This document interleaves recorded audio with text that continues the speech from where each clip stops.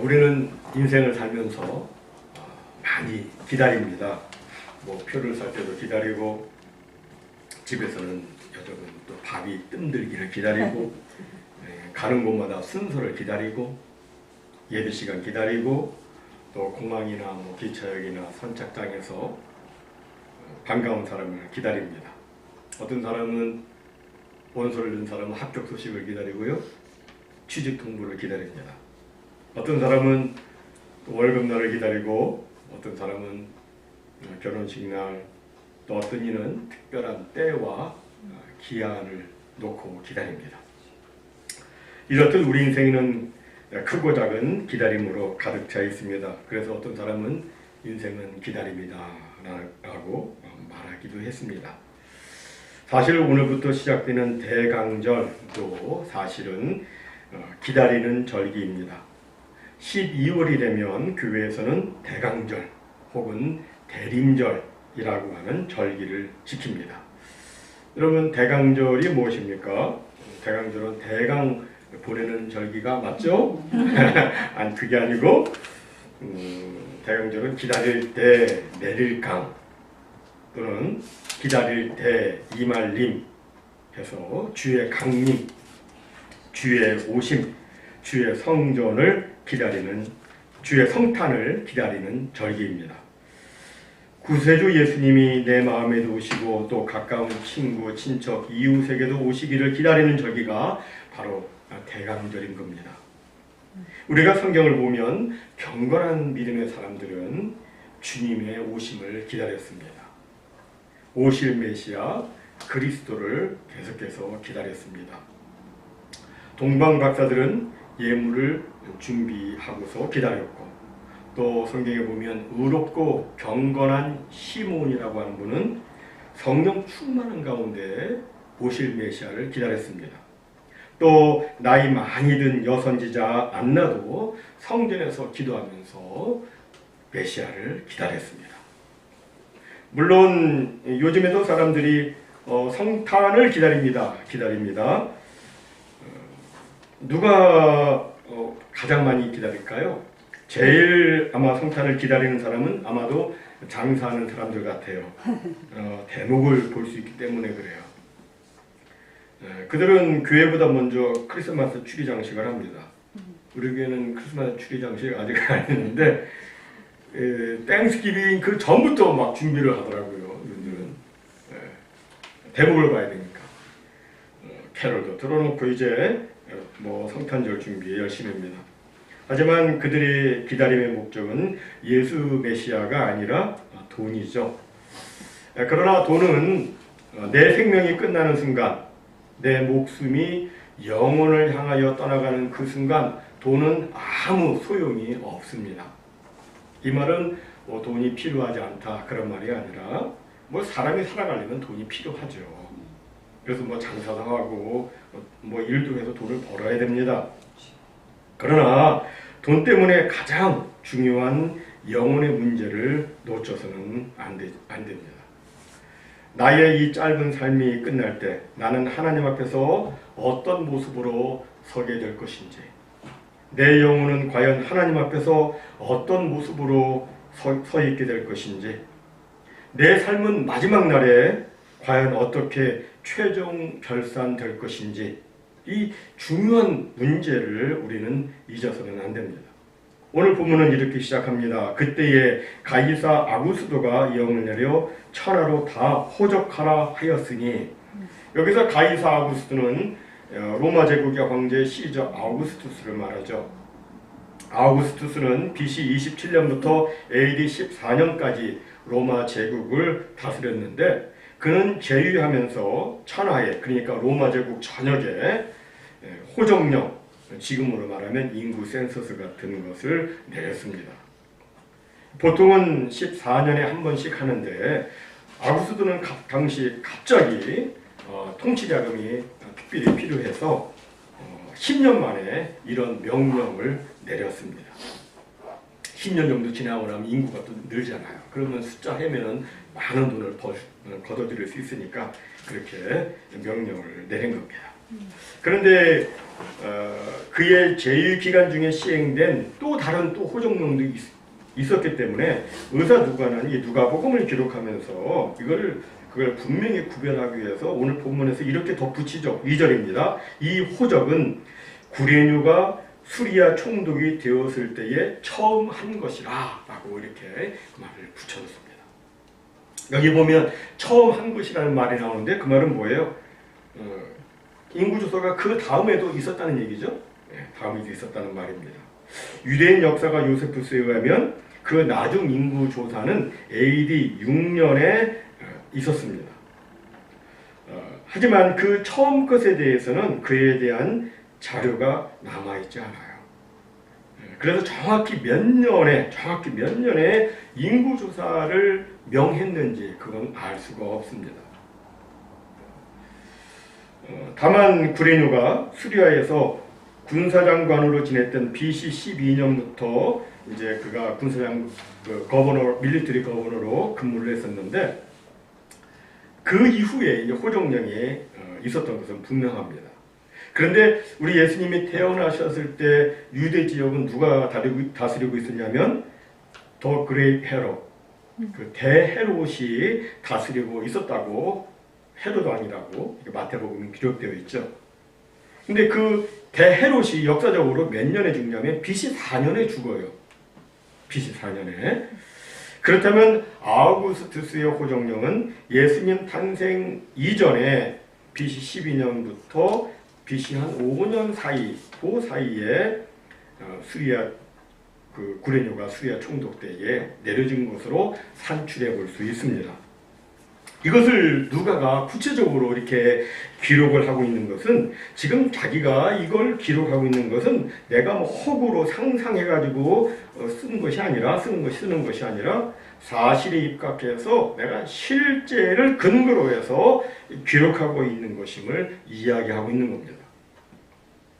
그런데 그 호정령 때문에 어떤 일이 일어나고 있습니까? 4절과 5절에 보니까 이렇게 말씀하죠. 요셉도 다윗의 집 족속이므로 갈릴리 나사렛 동네에서 유대를 향하여 베들레헴이라 하는 다윗의 동네로 그 약혼한 마리아와 함께 호적하러 올라가니 마리아가 이미 잉태하였더라.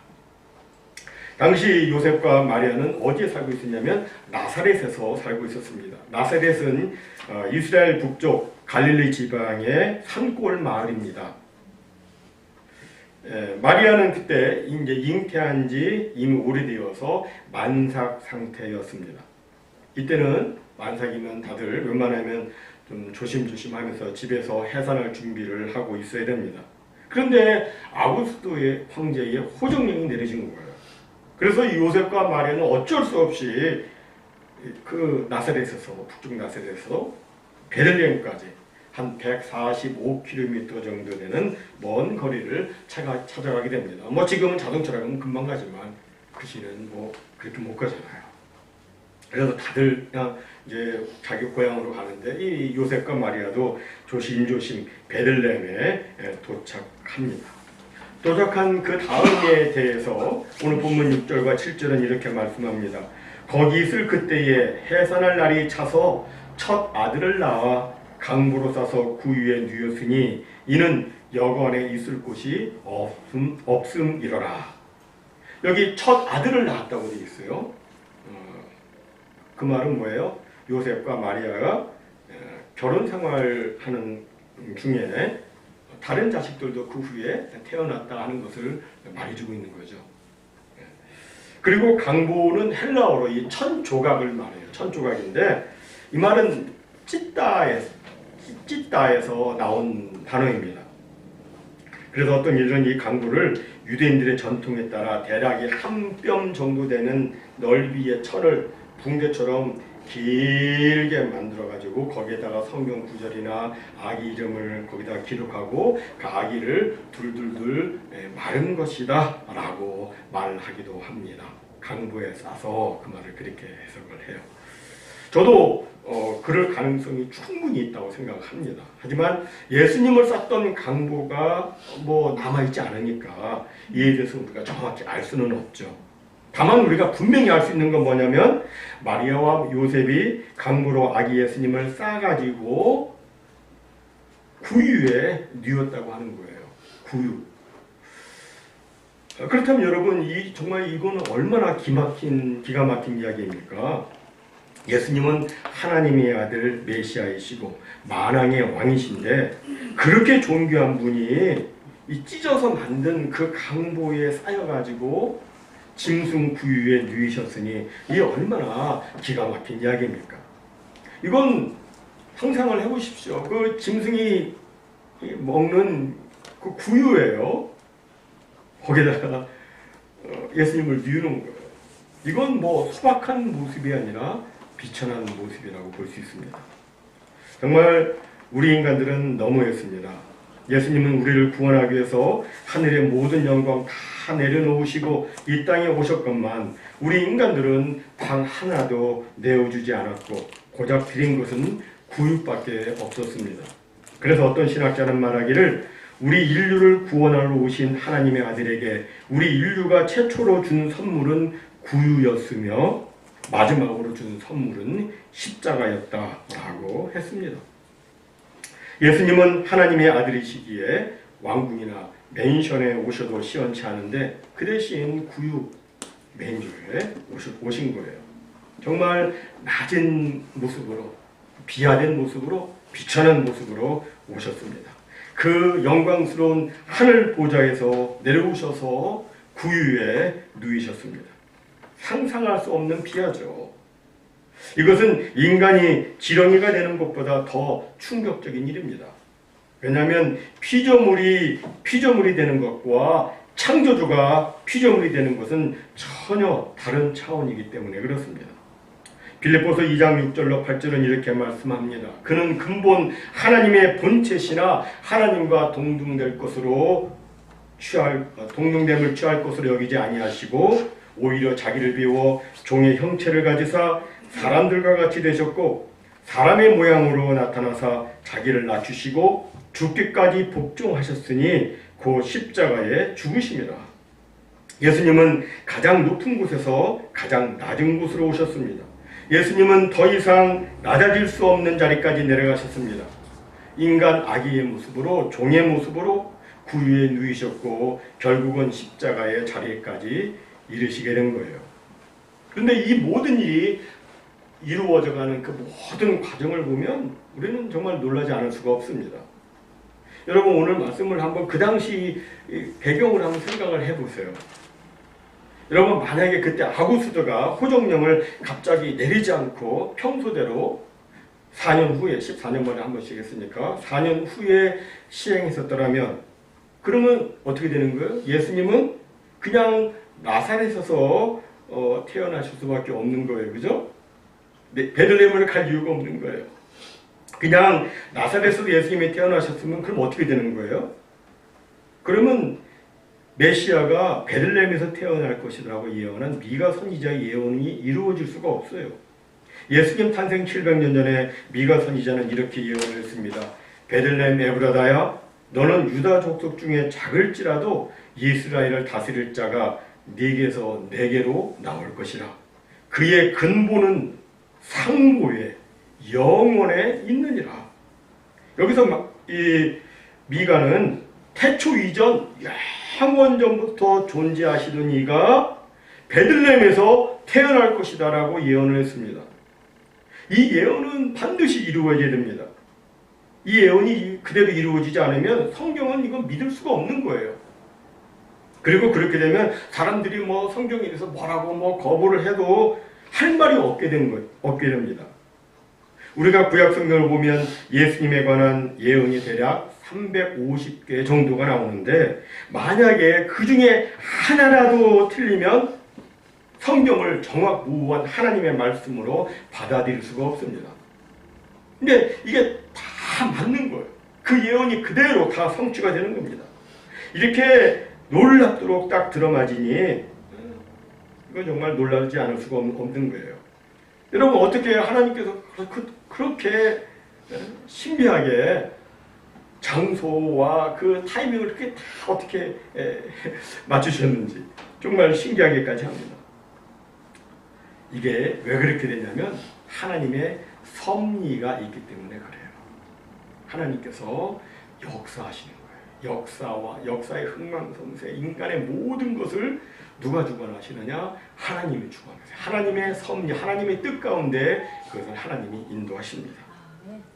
여러분, 아닌 말로 로마 황제와 목수 요셉이 미리 뭐 각본을 짜고 그렇게 했겠습니까? 뭐 장거리 국자전을 해가지고 내가 시행령 내릴 테니까 너 이제 베들레헴 내려갈 준비해. 뭐 SNS로 이메일로 해가지고 그렇게 했겠어요? 절대 그럴 거 없죠. 그럴 리 없죠. 그들은 각각 당시 상황에 따라 자기 의지대로 행동을 했지만 모든 것이 하나님의 섭리대로 절묘하게 다 맞아 떨어진 겁니다. 오늘날에도 여러분 하나님의 섭리는 그대로 역사하고 있어요. 우리는 몰라도 하나님의 손이 계속해서 역사하고 있습니다. 우리가 이 일 저 일 각각 자기 의지대로 행동을 하지만 결국에는 모든 것이 다 하나님의 뜻을 이루도록 역사되고 있는 거예요. 아멘. 여러분이 이곳 커네티컷에 오게 된 것, 제가 이곳에 오게 된 것, 그리고 우리가 이렇게 함께 모여서 예배 드리게 된 것, 이 모든 것은 전부 다 비록 우리는 정확히 알지는 못하지만 하나님의 뜻하신 바를 이루도록 하나님에 의해서 지금 진행이 되고 있는 것입니다. 아멘. 이것을 알기 때문에, 이것을 믿기 때문에 우리는 하나님을 기대하게 되는 거예요. 하나님의 그 다음 어떻게 또 역사하실지 막 기대가 되고 그래서 또 기도를 하게 되는 겁니다. 좋으신 하나님께서 모든 것이 합력하여 선을 이루어 나가실 것이라고 우리는 믿기 때문에 우리는 하나님을 기대하며 하나님의 뜻이 하늘에서 이루어지는까지 땅에서도 그대로 이루어지도록 우리는 또 기도를 하게 되는 거죠. 그렇다면 여러분, 예수님이 하나님의 섭리로 베들레헴에서 태어나야 했다면 왜 예수님은 또 하필 외양간에서 태어나셨을까요?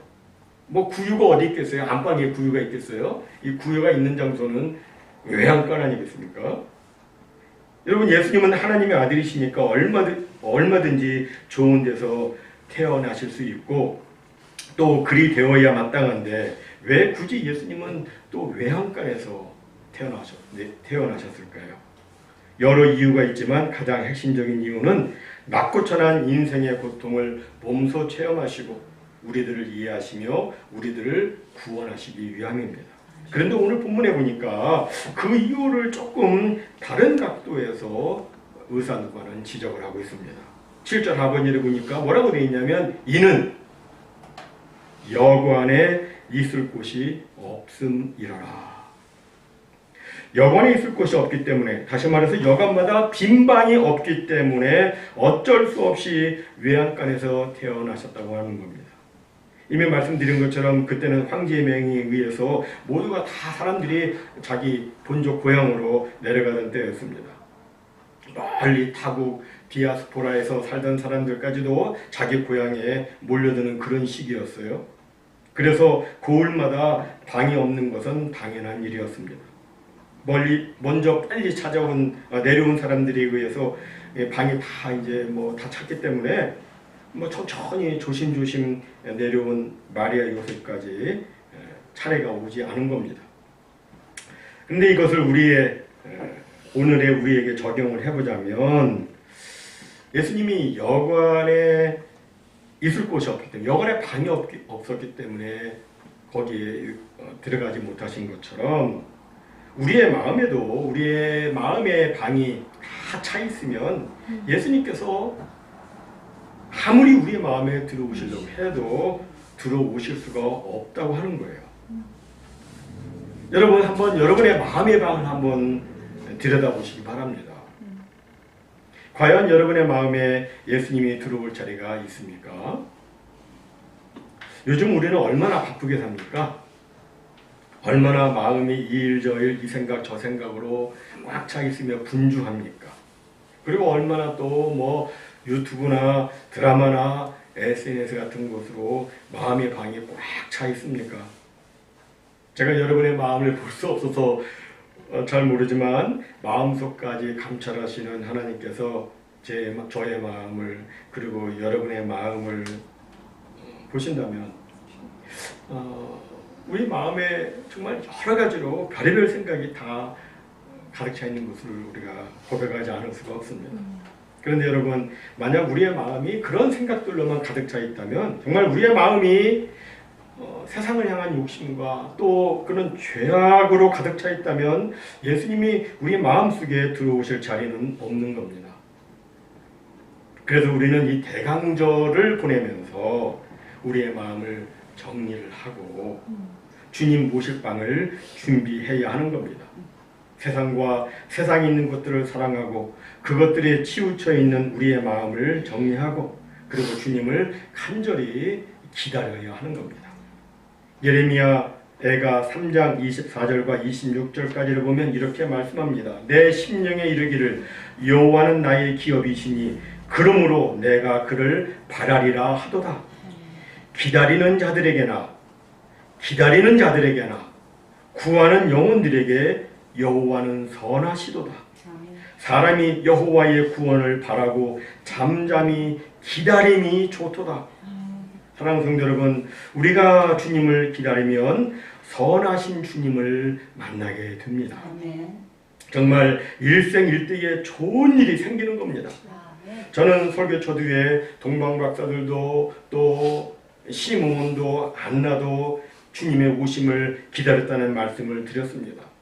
그들이 간절히 기다렸더니 어떻게 되었습니까? 그들 모두 이 땅에 구원자로 오신 예수 그리스도 아기 예수님을 그들이 만났습니다.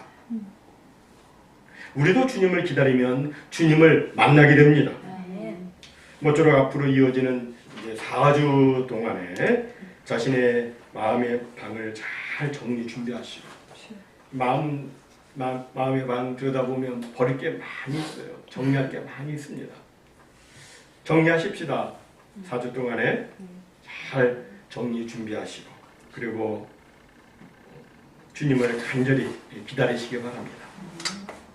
그래서 이 땅에 생명과 빛과 구원과 평강을 주시기 위해서 오시는 우리 예수님을 꼭 만나서 우리 모두 다 축복된 생명의 삶도 사시고 밝은 빛의 삶도 사시고 구원과 평강의 삶도 사는 우리 모두가 다 되시기를 주님의 이름으로 간절히 축원합니다. 아멘.